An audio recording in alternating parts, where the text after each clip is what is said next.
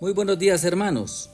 Bienvenido al grupo Altares en Casa. Les habla el doctor Rubén Juárez y vamos a dar comienzo a la reflexión del sábado 18 de enero del 2025.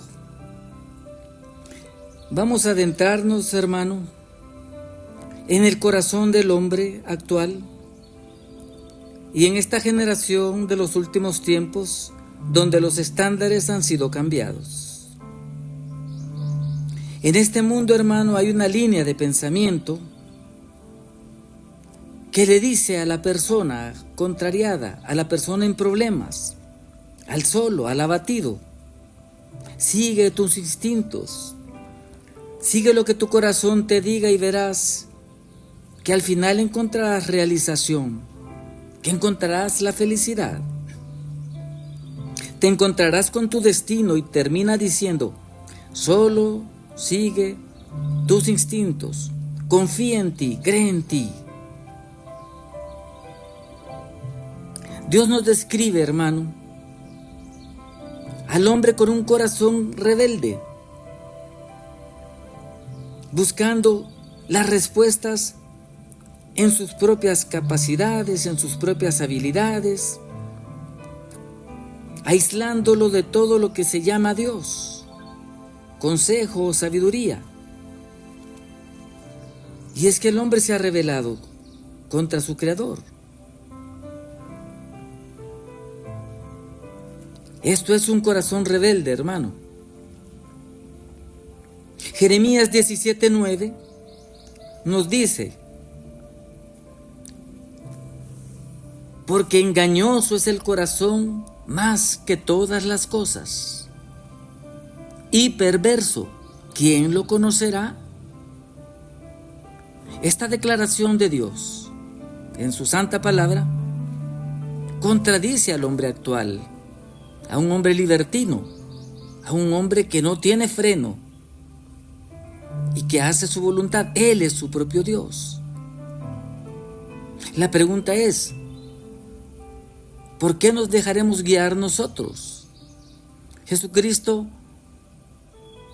dijo: oísteis que fue dicho, mas yo os digo. Porque ellos hablaban de amar a los amigos, de odiar a los enemigos, de destruir a los enemigos. Eso es algo que hacemos naturalmente, pero Dios nos invita a actuar de una manera diferente. Y es aquí donde tenemos que ejercer nuestra voluntad, nuestro libre albedrío, y realizar las intenciones de nuestro corazón. La Biblia nos aclara que el problema del todo ser humano no es hacer cosas malas, sino que el problema, claro, es que somos en esencia malos. Hay un problema de raíz arraigado en nuestros corazones.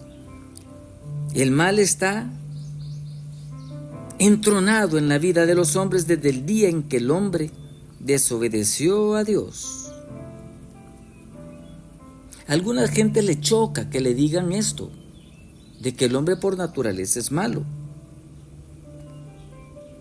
Jesucristo dijo: ¿quién de vosotros que su hijo le pida pan le dará una piedra? ¿O si su hijo le pidiera un pescado le dará una serpiente? Y concluye el Señor: si ustedes, siendo malos, saben dar buenas dádivas a vuestros hijos, cuánto más vuestro Padre, que está en los cielos, os dará todo aquello que ustedes pidieren. Hablando de un Dios amoroso, es una dimensión diferente de Dios. No es un Dios perverso que te quiere cocinar en el infierno. Es un Padre amante que no te quita los ojos porque te ama tanto, que no puede retirar los ojos de ti. Esos son dos enfoques completamente diferentes. Llevamos dentro una naturaleza que se inclina hacia lo malo. La palabra de Dios nos la aclara. Hay una tendencia en nosotros, una propensión para pecar. Y no nos gusta vivir con Dios.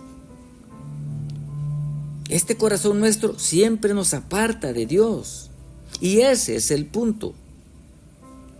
Que aparte de Dios, separados de Él, corremos presurosos a hacer el mal.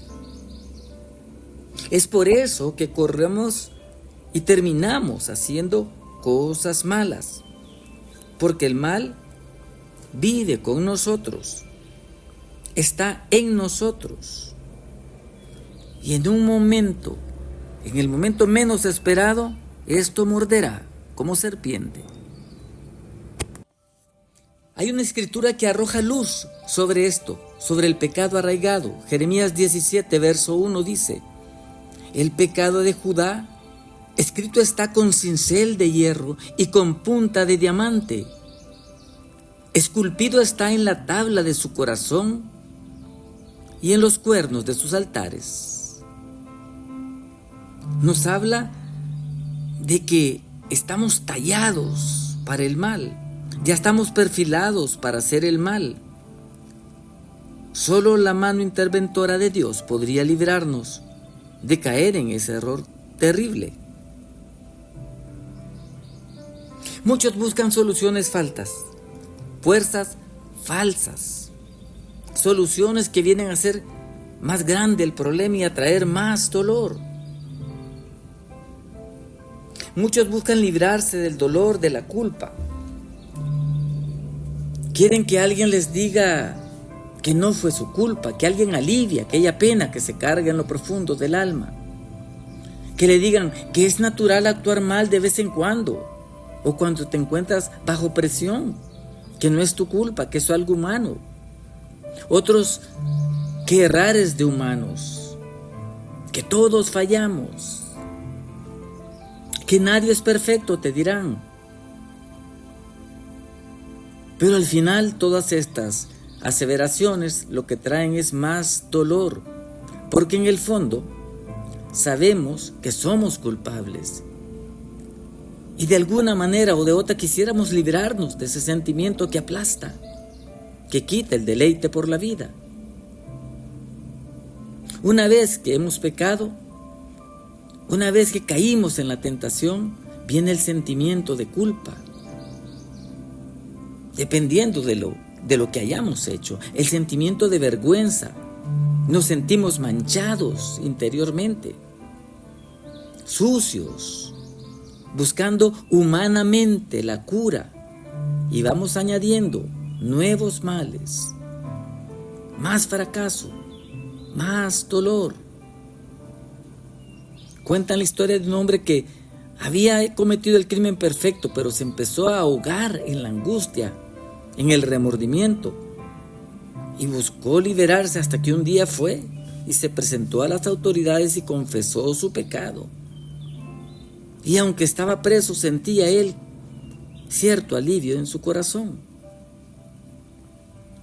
El mundo nos va a ofrecer soluciones falsas a nuestro dolor, a nuestra angustia, a nuestro dilema, puertas falsas, porque no toman en cuenta a Dios. Recuerdo la historia de un muchacho que conduciendo un carro decidió darle un aventón a ciertas personas. Se subieron a la paila de su carro, pero él conducía muy rápido. Y en una de las curvas más adelante, una vez que él les ayudó, los llevaba en la paila de su auto, un niño cayó del auto, golpeándose el cráneo y muriendo instantáneamente. Este muchacho, posterior a esto que pasó, se volvió un muchacho aberrante, huidizo, y decía él que quería morirse. Todos le decían: no, tú no eres culpable, no, esto fue un accidente. Y él decía: me quiero morir, yo soy culpable. Y todos le decían: no, tú no eres culpable, fue un accidente. Hasta que se encontró un día con un hombre que conocía de Dios. Este hombre se acercó y le dijo: yo te quiero decir algo en cuanto a lo que pasó. Y él atentamente escuchaba y le dijo: eres culpable.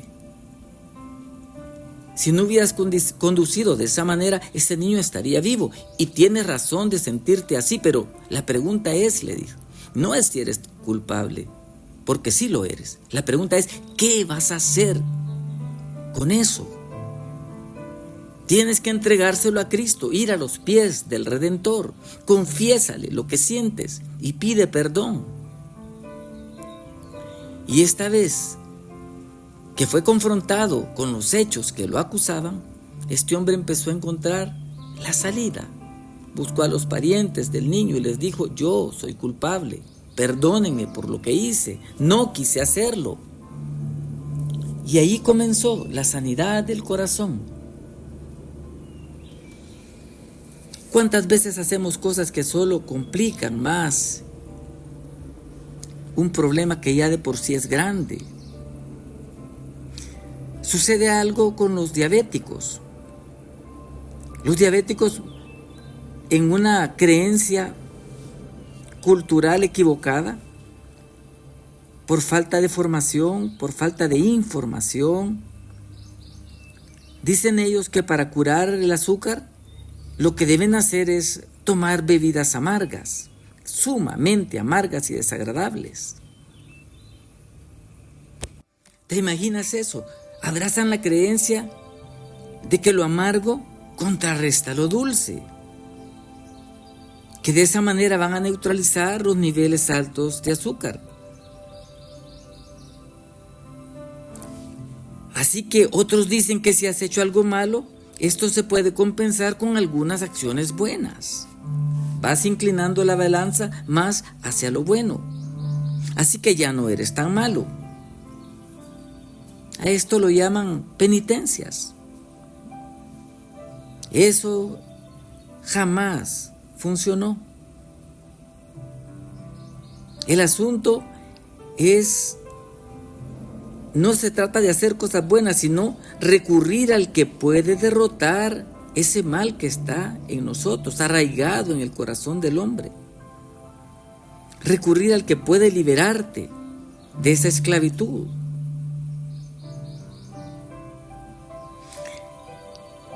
La verdad es esta, hermano. El pecado no confesado te lleva a tener actitudes que son destructivas, que atentan contra tu propia vida. El pecado te separa de Dios. No te sientes digno y te apartas más de Dios. 2, el pecado ensucia tu vida. Porque la vergüenza de lo que has hecho muchas veces te separa más de Dios. Por el recuerdo de una acción vil que hicimos. Te recuerda tu corazón que eres inmundo. Y contrario a buscar una solución, nos escondemos de Dios. Como Adán y Eva en el jardín del Edén, se cosieron delantales de hojas para cubrir su pena, su vergüenza. Y se escondieron de Dios. O el pecado te lleva a caer en la hipocresía. Empiezas a aparentar tener cosas en tu vida de apariencia, cosas que no tienes. O vives una vida doble, ocultándote de personas para que no te vean en tu pecado. Y desarrollando aquel dilema de amor y odio.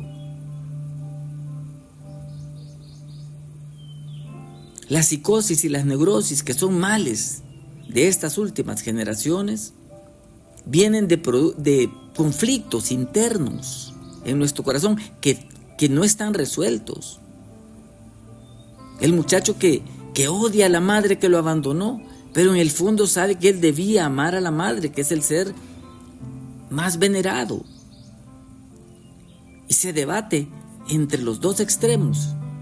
Y eso va desorganizando su personalidad, lo va desequilibrando, porque no encuentra nada sólido a lo que pueda asirse y decir: esta es la verdad. El mundo nunca te va a dar las respuestas para tus males. Muchos creen que es por esfuerzo humano. Esfuérzate por ser bueno. Esto es un engaño fatal. Nosotros tenemos internamente la tendencia a destruir, a dañar. Santiago 4:1 nos dice, ¿de dónde vienen las guerras? Me impresionó cuando leí y dice, ¿de dónde vienen las guerras y los pleitos en vosotros? ¿No es de vuestras pasiones las cuales combaten en vuestros miembros? Hay una lucha interior terrible, encarnizada entre el mal y el bien.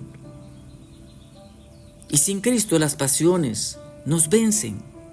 Y entonces codiciamos, dice la Escritura, matamos, llegan al asesinato, envidiamos lo que otros tienen. Y al final destruimos a quien se ponga por delante. Es una espiral de maldad que va en ascenso y nadie la puede detener. La Biblia te dice cuál es la salida. Tenemos que buscar al único que puede darnos respuesta para esto.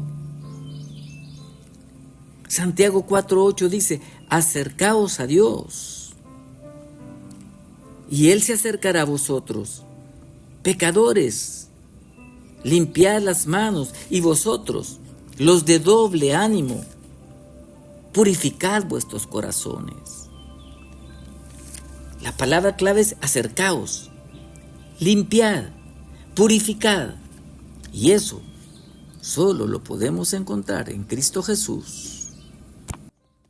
¿Sabes? Debemos buscar la verdad de Dios y volvernos a Él. No podemos seguirnos tragando los engaños del enemigo de las almas. Dice la palabra de Dios, justificados pues por la fe tenemos paz para con Dios por medio de nuestro Señor Jesucristo. Lo más terrible es creer que tú puedes tú solo sanarte de tu mal, que puedes encontrar respuestas.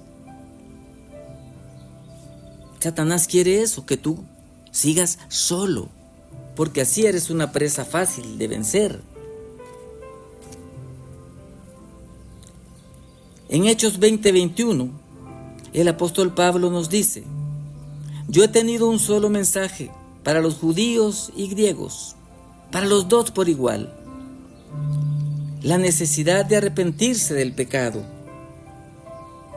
de volver a Dios y de tener fe en nuestro Señor Jesucristo.